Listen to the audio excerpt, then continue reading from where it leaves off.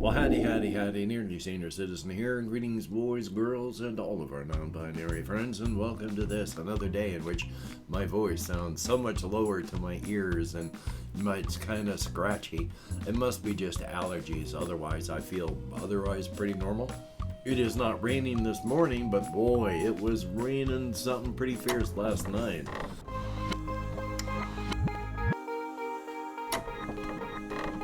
Thumbs up, so Walkies was fun, especially since I had finished taking a shower, had a half an hour to relax, and then out for a 6-mile Walkies.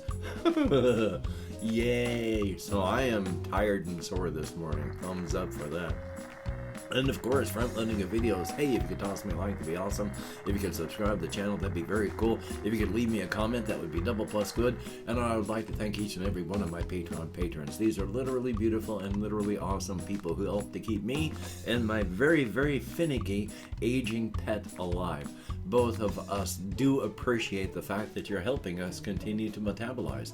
If you would like to help us continue metabolizing, I have links to my Patreon in the video description, along with a PayPal for possible donations, and an Amazon wishlist link with things like cat food on it. So yay! I still have to remember to take the post office box out of there because it's going away at the end of the month. Yay!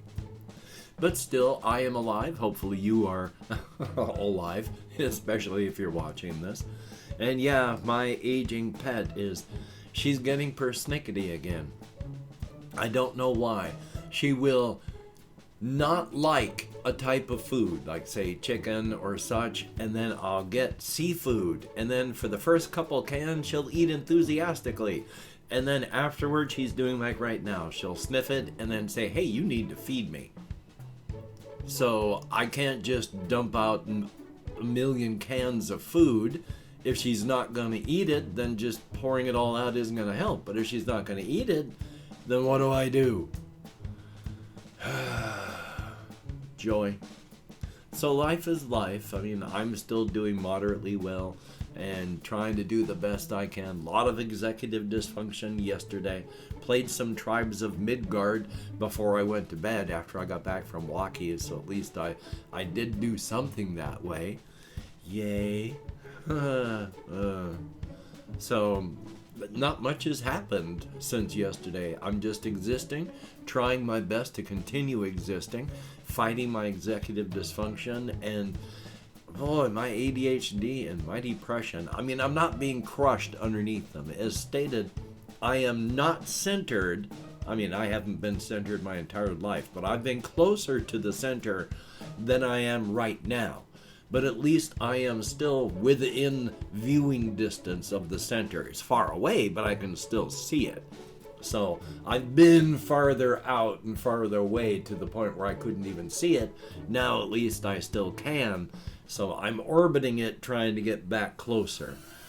Yay! So I'm going to be talking to my therapist more about just stuff tomorrow. Thumbs up for that.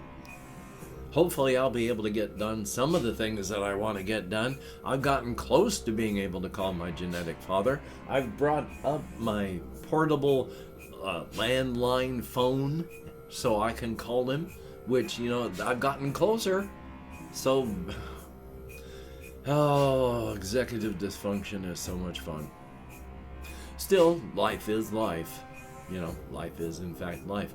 I'm still trying to do as much as I can, and that's a good thing. Hopefully you're doing as much as you can. I am going to talk now about various creative things that I've been working on, because at least I can do that. I mean, I'm able to think about things while I'm out walking. Not all that well right now, because as stated before, the way my mind feels with my ADHD out of control is just 1,000 ping pong balls in a wind tunnel, and every time one of them, the ping pong balls, impacts with one of the others, I am off on another tangent from my previous thought process. So, thumbs up.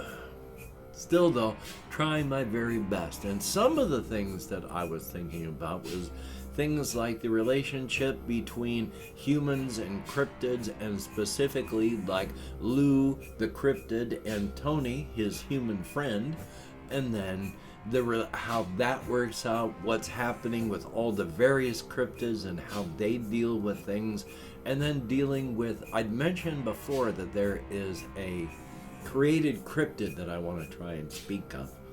I'm going to do that one first because I had mentioned as well that one of the things that I do is, I grind the dagger in the open wounds, and that lately I have just been hurting my characters, crushing and beating and grinding at them until they are in so much pain that I can barely see that I'm crying so hard.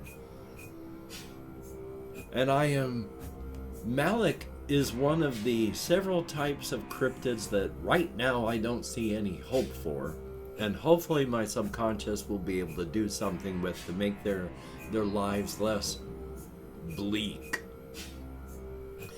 Malik, in a way, is my way of dealing with abandonment and loss, as well as ghost-type cryptids dealing with things like abandonment and loss. In specifically Malik's case, Malik is a created cryptid. Back around in the 1850s, this one demented artist, Robert Jenkins, is privately funded by a patron of the cosmic horror being Kadiron. And so their madness is being fed by all this, and they're getting crazier and crazier and being gifted by Kadiron's adherents and Kadiron, and things are just getting wilder. He's using human beings as both canvas and media in his art, primarily a sculptor and more. A private detective manages to track down what's happening with all of the missing people that are occurring in this area, gets hold of some of the local policemen, manages to convince them to go up to the Jenkins Manor. When they get there to discover, this person is insane, doing horrible, horrible things to the people that he's kidnapping. But when they find them, Robert Jenkins has actually got 12 people that are hanging by their ankles from hooks above these troughs. Their throats have already been cut, and their blood is still lightly dripping out of their cut throats. This blood has been gathered and has been falling out of faucets onto this gigantic sculpture made of concrete and metal, and it is a masterpiece of horror, but the blood is spraying all over this thing. They shoot Robert Jenkins to death. They try to figure out what to do with all of the things that they find in the estate, one of which is the sculpture that was coated in blood. The others, a lot of them were just taken and tried to give it a good burial. But there are a lot of things that were like the sculpture that was coated in blood that aren't, they don't need to be specifically buried. There's nothing, human in them. So they just left in the yards and such while they try to figure out what to do. And after about a year, that sculpture vanishes. Now, the sculpture itself is, imagine a shipping container about half as long. This is the abdominal body of the sculpture. It is an open cage made of metal bars, but it is about the size of half of a shipping container. And it's those open barred cage. Along both sides are all the legs of this thing. It is like a centipede, except they are deer legs along the sides. And then at the front, they come up into kind of proto-legs leading up to a human torso attached to the front with human arms. The head is a gigantic sculpture of a stag skull with gigantic antlers. The mouth of this thing is hinged. At the back of its mouth, its throat is a 3-foot-long tube leading into the abdominal cage. When the jaw opens, there is a trapdoor that slides open, leading a straight shot down into the cage. When the jaw shuts, the trapdoor slides shut again. No way out once you're in there. So it's got the cage, all these centipede deer legs, and then the front, the stag with the human torso and the gigantic stag skull. This vanishes. Over the years, there becomes the urban legend of the Genki, a big thing that wanders out in the fields and people vanish, and that's the Genki got them. In the 1960s, the Genki actually obtained sentience and sapience, free will, and all that. And it is horrified by what it has to do to live. Now, what it has to do to live and why is because when it was created, it was part of a 3-part ritual. The first part of the rituals was to bring life. The second part of the ritual was to give purpose. The third part of the ritual, once the job was done, was to send you back. They shot and killed Robert Jenkins after the ritual of giving life. So now the body has been waiting all this time for purpose and then farewell. But there'll never be a purpose or a farewell. The person to do the ritual is dead. They can't complete the ritual.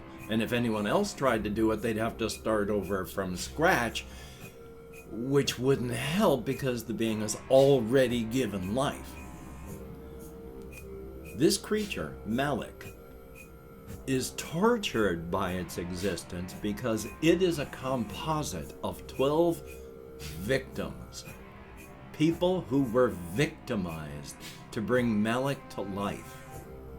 And as a composite of 12 victims, they are tortured by their existence because they have to victimize to live.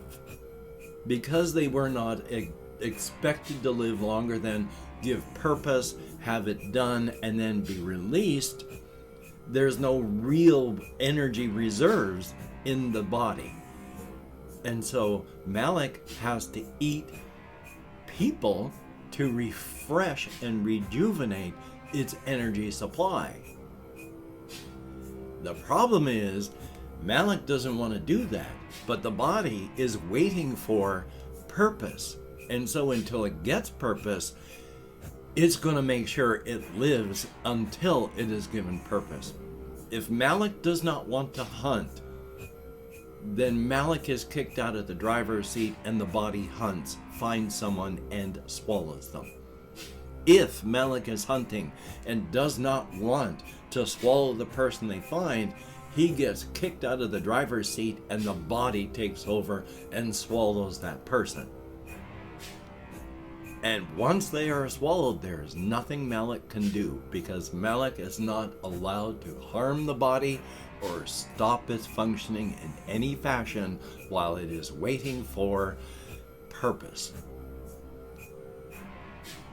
And when you are swallowed into the abdominal cage, it is not good because you have about 1 minute before things start to happen. You are dropped out of the top of this thing into the bottom of the shipping container. It hurts. You know, people break limbs, sometimes break necks when they fall in. But when you're in there, you got about 1 minute. And then from the inside of the bars, all of these fleshy tendrils with little drilling mouth parts start to come out, and they begin attaching to you. For Malik, a lot of the worst part is when people start their angered shouting as these things start to attach and drill, and it hurts, and they're drilling in and draining your fluids, and they're just giving off, exuding these little enzymes that begin to liquefy your flesh where they're drilling in, and that hurts, and they're drinking that out. So yeah, you have angered shouting when you start, which quickly morphs into pained terror as more and more of these come out, and even as you tear them off, they still stay and bite and chew with your fluids coming out, which leads to the dying shouts and yells and cries. But for Malik, the worst part is the very end, when all that noise and sound just becomes the confused and beaten whimpers of a dying animal.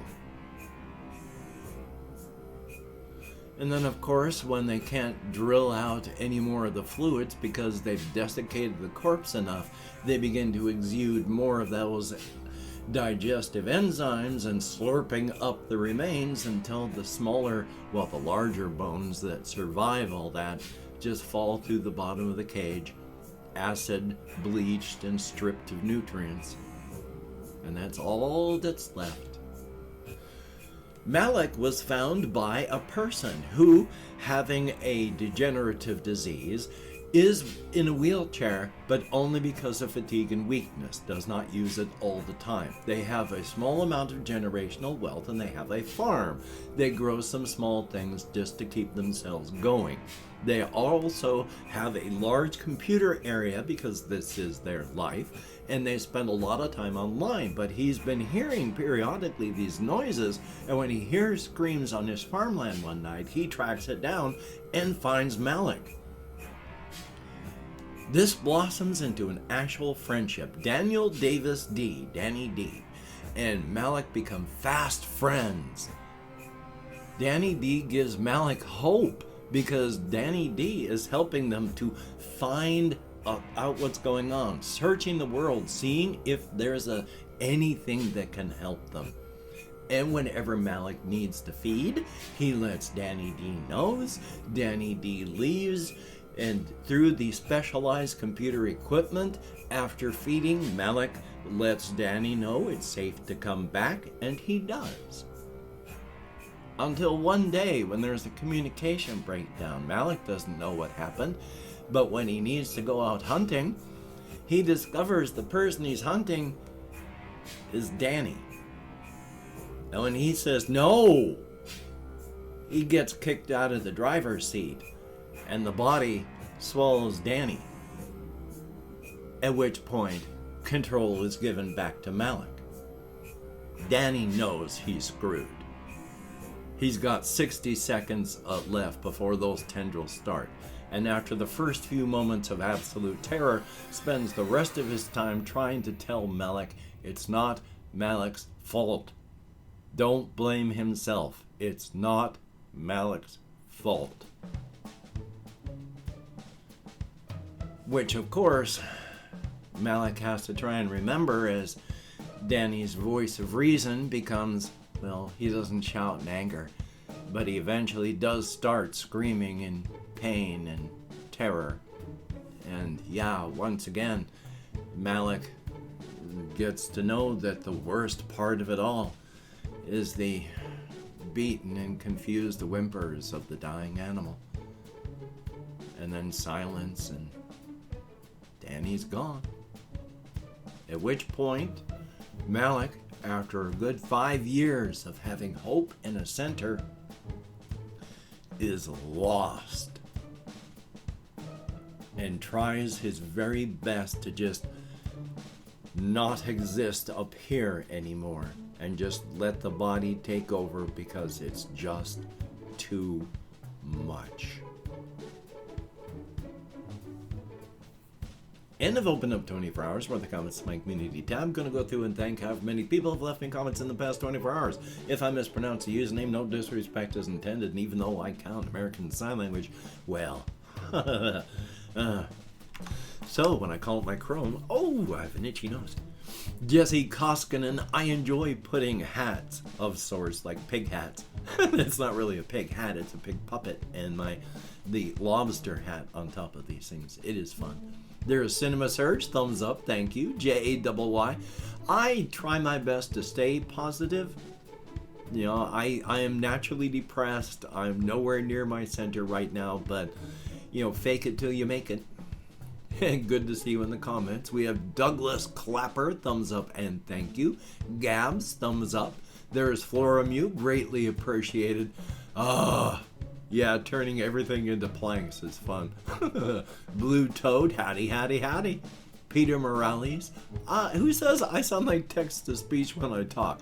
I have been accused of many, many things with my voice, but being text to speech. I mean, text to speech is getting good, so who knows.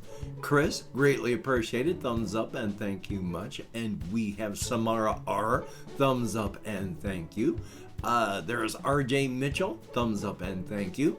Jesus Oropeza, I think, or Oropeza. Thumbs up and thank you. And Stephen Blanchard, greatly appreciated. And that is it. 13 people who left me comments in the past 24 hours. You get me out of my head, into the world, dealing with real people, if only for a very short time, and if only in text. But thumbs up and thank you.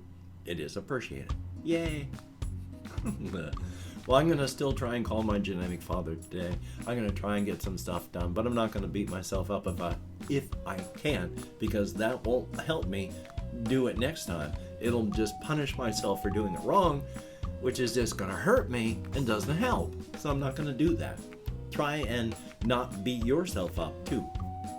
Past that, no matter where you are, if people are getting sick, try taking precautions. If people are getting hurt, try taking precautions. And if people are, well, if they're getting smacked and smeared by the bus with their name on it, I'd be careful if I go out walking. I wouldn't want to hear the mournful howl of that bus horn. I don't want to get smeared on the landscape. I like metabolizing.